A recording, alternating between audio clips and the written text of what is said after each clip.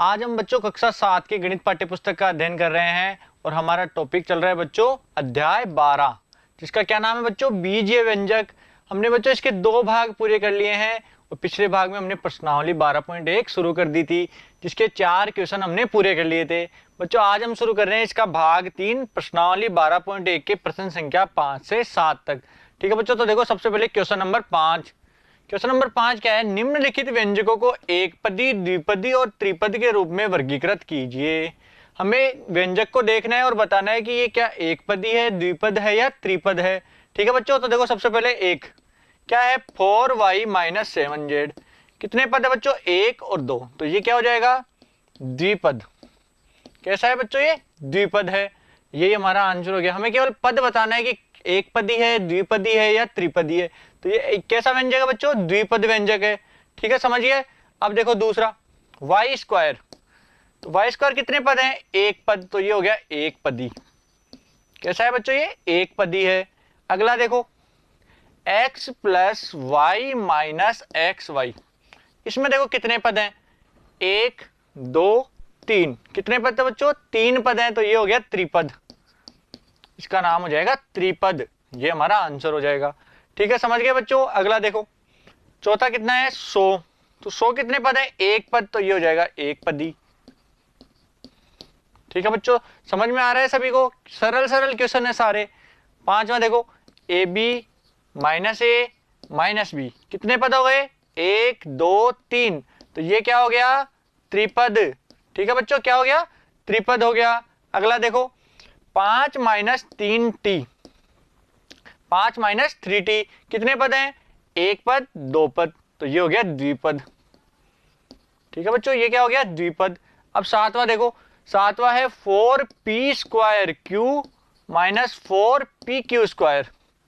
तो बच्चों इसमें कितने पद हैं, ध्यान से देखो, एक तो ये पूरा पद और एक ये वाला पद, तो कितने पद हो गए, दो पद, तो ये हो गया द्विपद। कैसा है बच्चों, द्विपद है ये भी। ठीक है, समझ रहे हो सभी। अगला देखो 7mn। तो ये तीनों गुणा हो रहे, तो ये एक ही पद माना जाएगा। कितने पद है बच्चों, एक पद, तो इसको बोल देंगे एक पदी। ठीक है, ये भी समझ में आ गया, एक पदी हो गया। अगला देखो z² - 3z + 8। कितने पद हो गए, 1 2 3, तो ये क्या हो जाएगा बच्चों त्रिपद। ठीक है बच्चों, त्रिपद हो जाएगा ये। अगला देखो 10वां क्या है a² + b²। इसमें कितने पद है बच्चों, a² + b² में दो पद हैं, एक तो a² वाला और एक b² वाला, तो ये हो जाएगा द्विपद। ठीक है बच्चों, सभी को हमने पदों के अंदर डिवाइड करना है, एक पदी है, द्विपद है या त्रिपद है। तो हमें सिर्फ देखकर ही बता सकते हैं कि कितने पद है, तो यहाँ दो पद है। अगला देखो z² + z। यहाँ कितने पद है बच्चों, z² + z में दो पद हैं, एक और दो, तो ये भी हो गया द्विपद। ठीक है बच्चों, अब अगला देखो 1 + x + x²। इसमें कितने पद हैं बच्चों, ध्यान से देखो, 1 2 3, तो ये हो जाएगा त्रिपद। ठीक है बच्चों, सभी 12 क्वेश्चन के हमने आंसर बता दिए। अब देखो अगला क्वेश्चन नंबर 6। बताइए कि दिए हुए पदों के युग्म समान पदों के हैं या असमान पदों के। बच्चों ऐसा क्वेश्चन हमने पहले भी किया था कि अगर चर राशि का मान समान है तो पद समान होंगे, और चर राशि का मान समान नहीं है तो पद असमान होंगे। तो यहाँ देखो क्या क्या है, 1 और 100। बच्चों इनमें कोई चर राशि दिख रही है, यहाँ चर राशि तो है ही नहीं, यह भी अचर है और ये भी अचर है, तो दोनों ही अचर है, तो समान पद हो गए ना, तो ये हम लिखेंगे समान पद हैं। कैसे पद है बच्चों, समान पद हैं। ये हमें बताना है कि युग्म समान पदों के हैं या असमान पदों के, तो ये समान पद के हैं। ठीक है बच्चों, एक क्लियर हो गया सभी का। अब दूसरा देखो, दूसरा है -7x और 5/2x। अब बच्चों ये चर राशि वाले व्यंजक हैं, यहाँ क्या है x है और यहाँ भी क्या है x है, दोनों में चर राशि समान है, इसलिए ये समान पद के व्यंजक हैं। तो हम लिख देंगे समान युग्म है, युग्म समान पद के हैं। कैसे पता चला बच्चों, क्योंकि दोनों की चर राशि समान है, इसलिए युग्म भी समान पद के हैं। ठीक है, दूसरा समझ में आ गया। तीसरा देखो -29x और -29y। बच्चों क्या ये समान है, बच्चों गुणांक तो समान है, लेकिन चर राशि देखो, यहाँ x है यहाँ y है। यदि चर राशि असमान है तो पद भी असमान होंगे, तो हम लिखेंगे पद असमान है। चर राशि को देखना है बच्चों। चर राशि समान है तो पद समान है, चर राशि असमान है तो पद भी असमान है। ठीक है, तो तीसरे में क्या आ जाएगा, पद असमान है। अब चौथा देखो, 14xy और 42yx। तो बच्चों यहाँ तो क्या है xy और यहाँ क्या है yx। तो क्या xy और yx बराबर है या अलग अलग है? तो बच्चों x को y से गुणा करो या y को x से गुणा करो, दोनों का मान बराबर आता है, इसलिए दोनों के चर समान है और ये युग्म समान पद के हैं। युग्म समान पद के हैं। ठीक है बच्चों, समझ गए, दोनों के युग्म समान पद के हैं। क्लियर है? क्वेश्चन नंबर 4 भी समझ में आ गया। अब देखो अगला, पांचवा क्या दिया हुआ है, 4m² और 4mp²। क्या दोनों पद समान है? एक तो है m²p, m की घात 2 गुणा p, और एक mp की घात 2। दोनों के चर संख्या समान नहीं है, इसलिए हम कहेंगे कि ये युग्म असमान पद हैं। युग्म असमान पद के हैं। ठीक है बच्चों, दोनों कैसे हो गए, असमान पद हो गए। अगला देखो, छठा दिया हुआ है 12xz और 12x²z²। दोनों के चर संख्या देखो, एक में तो क्या है xz है और दूसरे में x²z² है। क्या ये दोनों समान है? ये समान नहीं है, इसलिए हम कहेंगे युग्म असमान पद के हैं। ठीक है बच्चों, युग्म कैसे हैं, असमान पद के हैं। ठीक है, समझ गए सभी। अगला देखो, क्वेश्चन नंबर 7, निम्नलिखित में समान पद को छांटिए। हमें समान पद के व्यंजक को छांटना है। समान पद कौन से होंगे?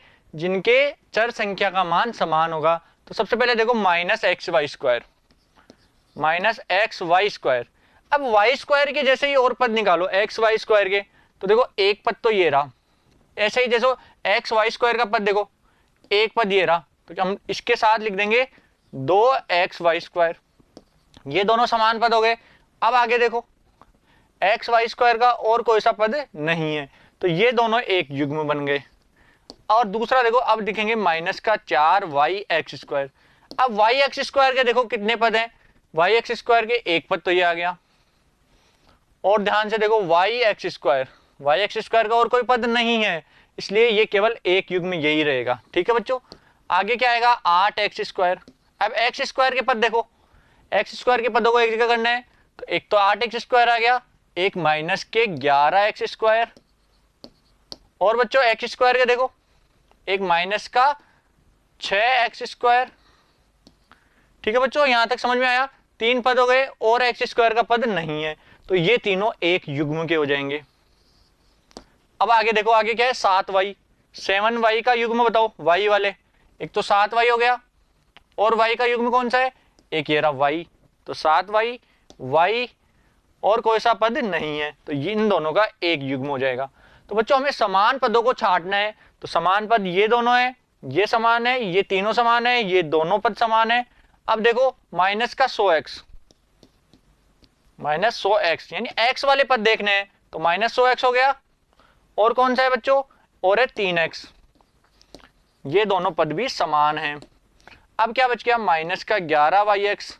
yx के पद देखो, yx या xy दोनों समान है, x को y से गुणा करो या y को x से गुणा करो, बात बराबर है। तो बच्चों yx के पद देखो, एक तो ये आ गया, एक ये आ जाएगा, कौन सा 2xy। तो बच्चों इन दोनों पदों का युग्म समान हो गया। अब बचा x²y, तो 20x²y, इसको अलग लिख दिया। ठीक है बच्चों, सारे पद आ गए इसमें, तो हमने समान पदों को छांट लिया है। समझ गए सभी? उतार लो इसको अपनी कॉपी के अंदर। चर राशि को देखना है, चर राशि समान है तो पद भी समान है, चर राशि समान नहीं है तो पद भी समान नहीं है। जो समान थे उनको एक जगह लिख दिया, और जो बाकी एक एक है उनको अलग लिख दिया। ठीक है बच्चों, सारे पद आ गए इसके अंदर। समझ में आया सभी को? अब देखो इसका बी में क्या है, समान पदों को छांटिए। तो सबसे पहले देखो 10pq, तो pq वाले पद देखो, सबसे पहले एक pq का पद ये आ गया। अब दूसरा pq का देखो, pq का पद ये रहा, -7qp, क्योंकि pq और qp बराबर होते हैं बच्चों। pq गुणा p को q से गुणा करो या q को p से गुणा करो, बराबर होंगे। आगे देखो, और qp के पद देखो, आगे ये रहा 78qp। और देखो बच्चों, और कोई सा पद नहीं है, तो इन तीनों का एक युग्म बनेगा। अब देखो आगे 7p, p वाले देखो 7p आ गया, और p के कौन से हैं बच्चों, देखो p का है 2405p, और p का कौन सा है, और कोई सा भी नहीं है p का, तो ये दोनों ही इसके युग्म हो जाएंगे। तो एक युग्म तो इन तीन का, एक इन दोनों का। अब देखो q के 8q, 8q, और बताओ q का पद कौन सा है, ध्यान से देखो 8q आ गया, एक 100q, दो पद आ गए, और कौन सा है q वाला पद, q का और कोई सा पद नहीं है। ठीक है बच्चों, तो इन दोनों का एक युग्म हो गया। फिर क्या बचा, p स्क्वायर q स्क्वायर, तो minus p square q square आ गया, और पद बताओ p स्क्वायर q स्क्वायर के, एक ये रहा, तो 12q स्क्वायर p स्क्वायर। और देखो बच्चों बस ये दो पद हैं, तो इन दोनों पदों का एक युग्म हो जाएगा।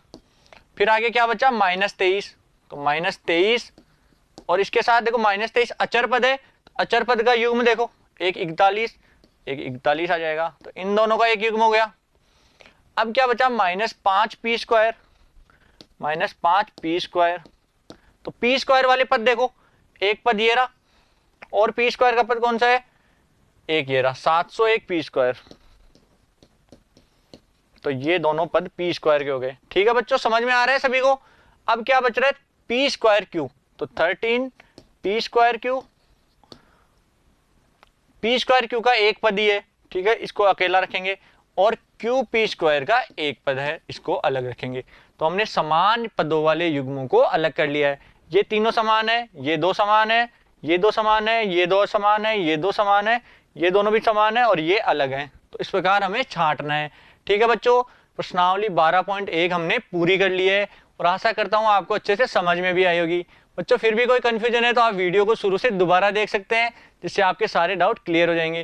ठीक है बच्चों, अब अगले पार्ट में हम शुरू करेंगे प्रश्नावली 12.2 के उदाहरण। Thank you.